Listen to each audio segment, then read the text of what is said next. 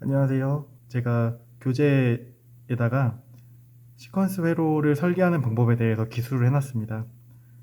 근데 이 책을 보시고 공부하시는 분들이 어, 활자화된 텍스트를 통해서 이제 공부를 하려다 보니까 그 텍스트에서 오는 그 정보력의 한계 때문에 많이 어려워하시는 것 같아요. 그래서 제가 그거를 조금 해결해 드리고자 제가 책에는 기술을 해놨지만 그 책에 기술된 내용을 한번 제가 풀이 형식으로 영상을 한번 찍어보려고 해요.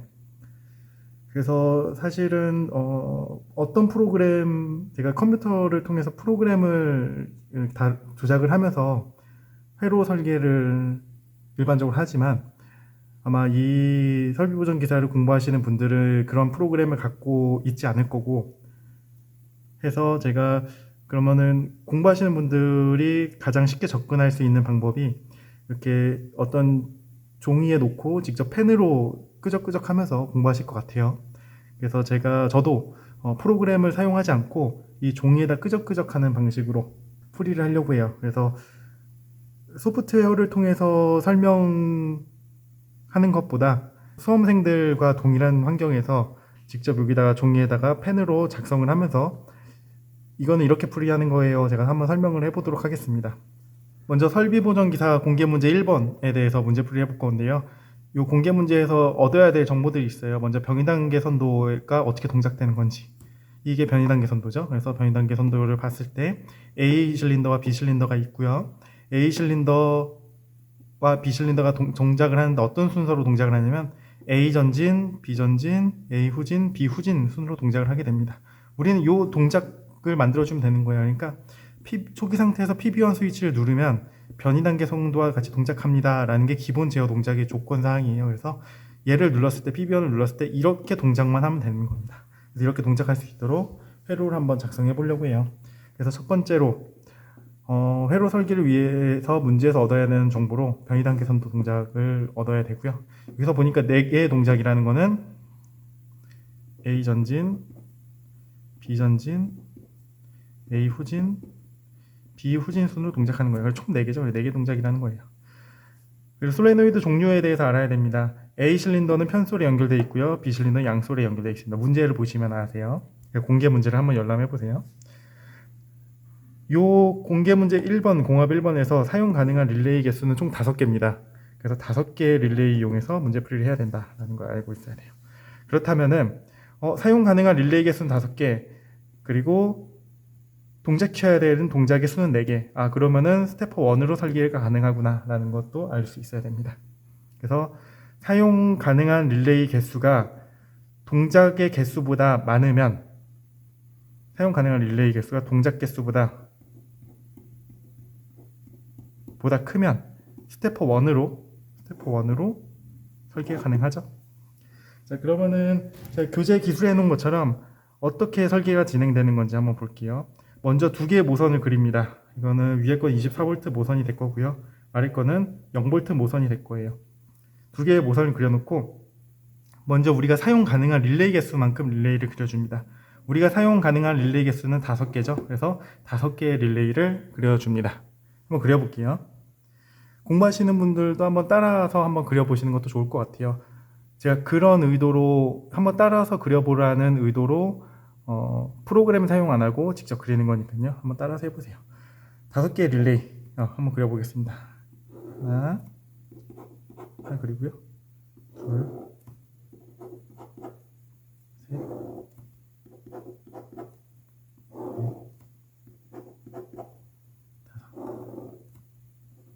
이렇게 5개 그립니다. 얘네 심벌을 그렸으니까 어드레스 할당하겠죠. 얘는 K1으로 할당할 거고요. K2, K3, K4, K5라는 이름을 지어줍니다. 그래서 릴레이 5개를 그렸다고 하면 그 다음 스텝으로는 시퀀스 접점을 그려야 돼요. 시퀀스 접점 한번 그려보도록 하겠습니다. 첫 번째 요 자리가 시퀀스 접점 자리죠. 교재를 잘 읽어보세요. 여기에 B 접점 하나 들어가고요. A 접점, A 접점, A 접점, A 접점 들어갑니다. 그래서 시퀀스 접점들 그려주고 위다 어드레스를 할당하죠. 요거는 리셋 릴레이 자리이기 때문에 K5가 들어갑니다. K5를 연결해주고요. 여기는 K1, K2, K3, K4의 순으로 차례대로 릴레이를 연결해 줍니다. 이 시퀀스 접점들이 하는 역할은 뭐냐면, 야 K2, 너는 K1이 살아야지만 살 수 있어 라는 걸 얘기해 주는 거고요. 야 K3, 너는 K2가 살아야지만 넌 살 수 있어. K4, 너는 K3가 살아야지만, 그러니까 K3가 A 접점 연결되어 있기 때문에 K3가 붙어야지만 K4가 동작을 할 수 있겠죠. 그래서 야 너 K4, 너 아무 때나 살지 말고 K3가 살았을 때만 동작해. K5한테도 마찬가지예요. 야 K5, 너는 K4가 살아야지만, 접점이 붙어야지만 넌 동작할 수 있어 라는 걸 알려주는 겁니다. 맨 앞에는 릴센 릴레이가 잘 들어가죠. 야 K1, 너는 K5가 살아서 B 접점이 끊기면 너는 죽어야 돼. 그렇게 얘기해 주는 거예요. 그래서 이걸 시퀀스 접점이라고 합니다. 여기서 우리가 중요하게 관찰해 봐야 될 건 뭐냐면, 이 모든 릴레이는 K1을 선두로 다 종속되어 있다는 거예요. 만약에 K1이 K5에 의해서 죽게 되면은 K1이 K2를 죽일 거고요. K2가 죽으면은 이게 오프되니까 K3도 죽을 거고요. K3가 죽으면은 이 K3 A 접점도 떨어질 거니까 K4도 죽고요. K4가 죽으면은 이 K4 A 접점이 떨어질 거니까 K5도 죽습니다. 그래서 얘네들은 다 종속되어 있고요. K1이 대장 릴레이라고 생각하시면 됩니다. 그래서 대장이 릴레이가 죽으면 모든 종속된 릴레이들은 다 죽는다. 종속된 릴레이들은 K2, K3, K4, K5다.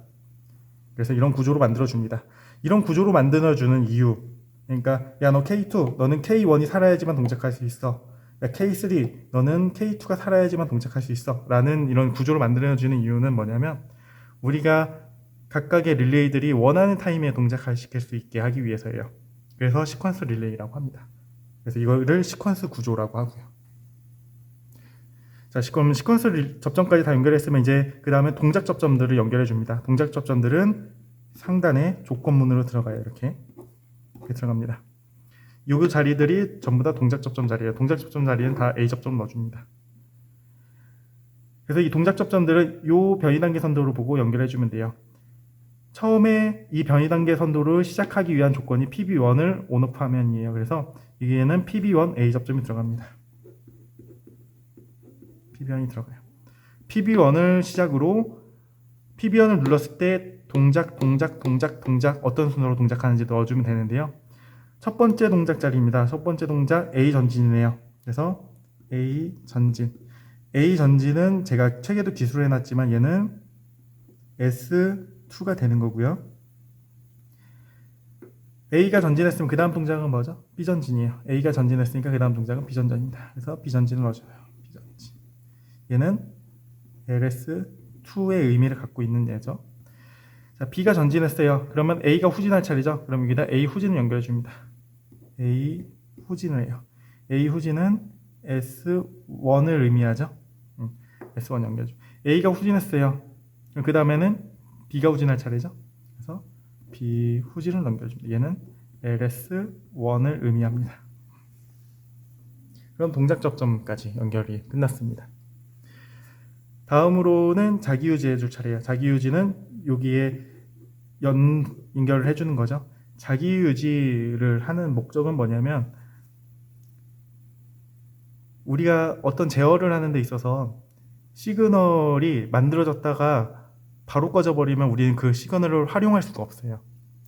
그래서 자기유지라는 걸 통해서 우리가 원하는 시그널이 계속 살아있을 수 있도록, 그러니까 시그널을 한번 살려가지고 다른 제어 조건들의 그 시그널을 활용할 수 있도록 만들어주는 것을 자기유지라고 합니다.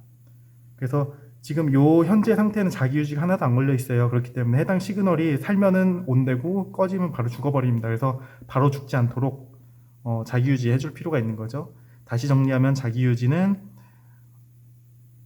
우리가 시스템을 제어하기 위해서 신호를 만들어서 그 신호에 의해서 제어를 해야 되는데, 신호가 그냥 지멋대로 막 죽어버리면은 우리가 얘를 제어 신호로서 활용을 못해요. 그래서 제어 신호로서 활용할 수 있도록 자기유지를 만들어 줍니다. 한번 만들어 볼게요. 이렇게 병렬 접속이 들어가겠죠. 하나, 둘, 셋, 넷. 자기유지를 다 그려줘요. 자기유지 심벌들을 다 그렸고요. 이다음 어드레스를 넣어주면 되겠죠. 얘는 K1의 자기유지, 얘는 K2의 자기유지, 얘는 K3의 자기유지, 이런 순으로 다 넣어주면 됩니다. 얘는 그래서 어드레스 입력해 볼게요. K1, K2, K3, K4, K5.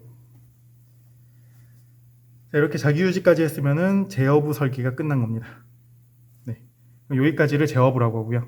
이제 출력부 설계를 한번 해볼게요. 출력부 설계는 어떤 순으로 하냐면 먼저 A 실린더부터 출력부 설계를 합니다. 지금 A 실린더의 출력부에 사용해야 되는 솔레노이드가 편솔이죠. 그러면 시그널을 하나만 사용하는 거죠. 그래서 A 실린더는 편솔이기 때문에 편솔 릴레이를 하나 그려줍니다. 얘는 Y1이 될 거예요. 얘는 A 전후진을 담당할 거고요. 그래서 이 코일에 이 Y1 시그널에 어떤 접점들을 연결하느냐에 따라서 얘한테 신호를 주면은 전진, 신호를 끊으면 후진하겠네요. 편솔이니까. 그래서 일단 신호를 주고 끊는 거를 언제 넣고 언제 끊을 건지를 먼저 보면 됩니다. 그래서 A 실린더는 언제 전진해서 언제 후진하는지를 봐야 돼요. A 실린더는 언제 전진하죠? 첫 번째 동작에서 전진해서 언제 후진해요? 세 번째 동작에서 후진합니다. 그렇기 때문에 첫 번째 동작에서 전진해서 두 번째 동작은 B가 전진하는 거고요. 세 번째 동작이 A 후진이네요. 그래서 첫 번째 동작에서 A가 전진해서 세 번째 동작에서 A가 후진합니다. 그러면 여기다 어떻게 연결하냐면 첫 번째 동작에서 A가 전진해서요. A 접점으로 전진하고요. 이렇게 하면은 첫 번째 동작에서 A가 전진할 거예요. 그 다음에 세 번째 동작에서 A가 후진할 겁니다. 이렇게 하면 A 실린더에 대한 출력 제어가 끝난 겁니다. 그럼 이제 B 실린더로 넘어가면 돼요. B 실린더 같은 경우는 양솔이기 때문에 제어 신호가 두 개가 필요합니다. 그래서 두 개의 신호를 그려줘요. 하나, 둘, 이렇게 그려줍니다. 얘는 Y2가 될 거고요. Y3가 될 거예요. 얘는 B 전진을 담당하고요. 얘는 B 후진을 담당할 겁니다. 그래서 얘네들도 마찬가지, A처럼 마찬가지로 언제 전진하고 언제 후진하냐, 그거를 앞에 여기다가 조건들을 넣어주면 되는 거예요. B 실린더는 언제 전진하고 언제 후진하냐면 두 번째 동작에서 전진하고요. 네 번째 동작에서 후진하네요. 그러면은 두 번째 동작에서 K2에서 전진을 합니다. K2가 온다면 전진하겠죠. 그리고 네 번째 동작에서 후진을 하네요.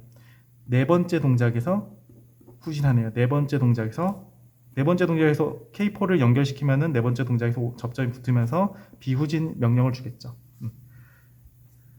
자, 이렇게 해놓고 양솔의 특징입니다. K2에서 비전진 출력 줬죠. K4에서 비후진 출력을 줬습니다. 양솔레노이드 밸브는 전진 신호 따로 후진 신호가 따로 있기 때문에 양쪽에 동시에 시그널을 주면은 얘가 전후진 동작을 못해요. 그래서 후진 동작을 할 때, 그러니까 나중 동작이죠. 나중 동작할 때 앞에서 동작했던 시그널을 차단시켜야 돼요. 그래서 나중에 동작하는 시그널로 앞에서 동작한 요 시그널을 죽여놓고 후진을 해야 후진할 수 있습니다. 그래서 요 K4가 이렇게 들어와요. 그래서 얘의 역할은 뭐냐면, 야 Y2, 야 나 K4인데 나 이제 B 실린더 후진시켜야 돼. 그러니까 나 K4 내가 이제 B 실린더 후진시켜야 되니까 Y2 잠깐 죽일게 해서 Y2를 죽이게 되면은 B 전진 출력은 끊기게 되겠죠. 그래서 B 후진을 비로소 할 수 있게 됩니다. 그래서 이렇게 설계를 하게 되면은 이제 설계가 끝난 거예요. 그래서 요거를 보고 그대로 결선을 하면은 정상적으로 이 동작을 하게 됩니다. 그래서 설계는 이렇게 하는 거니까 제가 지금 설계했던 순서를 잘 기억하고 한번 쭉 설계를 한번 해보세요. 그렇게 어렵지 않으니까 쉽게 아마 따라 하실 수 있을 겁니다. 그래서 지금 제가 설비보전기사 공개 문제 1번 회로 설계를 한번 해봤고요. 그래서 지금 공부하시면서 만약에 이 회로 설계법으로 공부를 하신다고 하면은 한번 제가 책에 기술해 놓은 방법대로 회로 설계를 해보세요. 직접 회로 설계를 해보고요. 그리고 내가 설계한 회로가 맞는지 틀렸는지를 교재를 열람하면서 아, 내가 이 부분은 맞게 했고 이 부분은 틀렸구나 비교하면서 공부를 하실 수 있을 겁니다.